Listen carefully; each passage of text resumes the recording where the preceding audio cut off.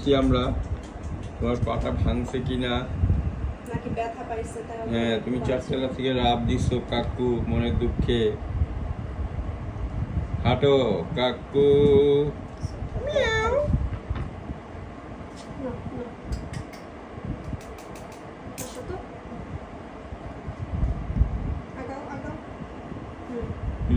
এই তো হচ্ছে। আগাও দেখি, আগাও। বাসায় কি এমনি হাঁটতে পারে? এরকম সকাল থেকে তো ওরা তো আর হাঁটতে দেয় নাই, নিয়ে বসেছিল, ঘুমাইছে সারা। পা দুই পায়ে দাঁড়াইতে পারে?